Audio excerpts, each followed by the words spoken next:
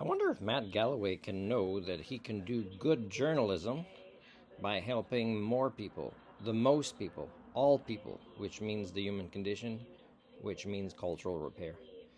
She said she doesn't like the term EV mandates, but she's using the term zero emission vehicles, which is even more beaver shite, right? So, one thing you should discuss, Matt Galloway, if you want to do good journalism while helping more people, is talk about things like how addicted people are to vehicles and to getting scammed. For example, any company that wants to sell vehicles here, whatever kind, should have laws and guarantees where they are not that hard to fix, especially after the warranty runs out, including people could learn to do it themselves without a mechanic. And parts should always be well machined and manufactured and available in sectors. And then, of course, there has to be a recycling process from any company about this. The other thing is people don't want to give up what they know and what they believe comes as freedom within the ownership of a vehicle.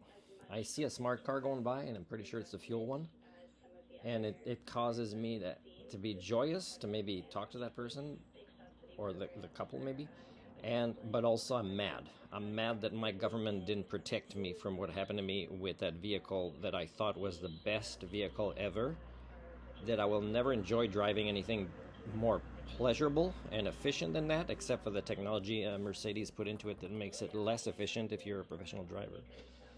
And it's upsetting to see it, right? It's upsetting for how much money is involved at every process. I have a neighbor here who's gone through.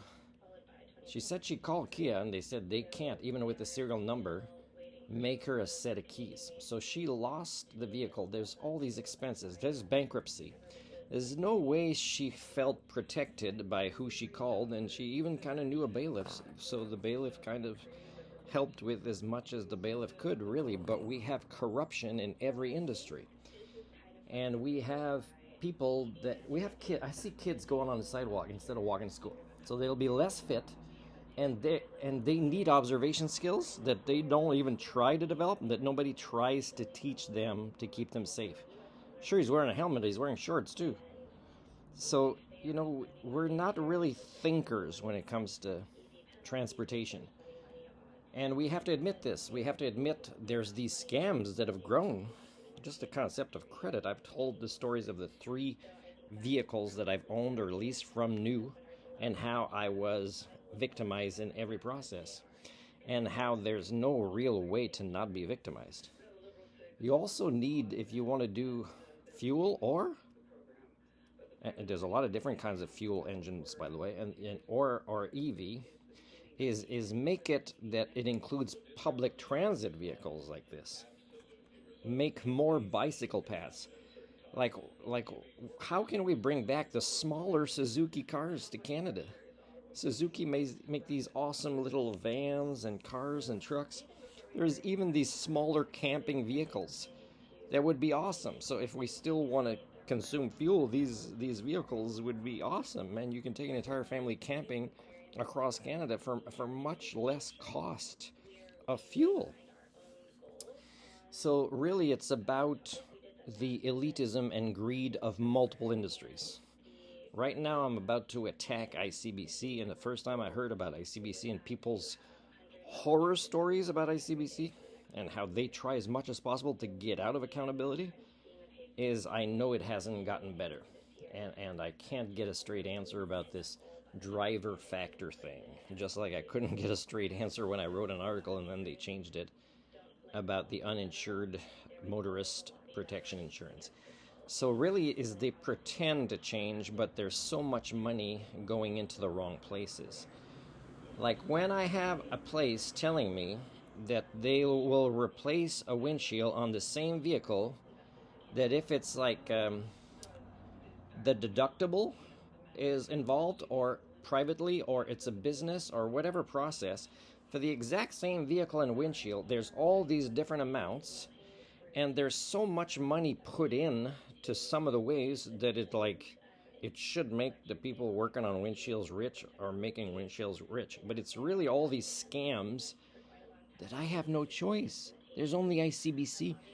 I can tell you, I do not. I would prefer not being covered by insurance and paying more because it makes me a scammer like all British Columbians who accept this as the norm, the windshield process. That's one of the things I want to complain about.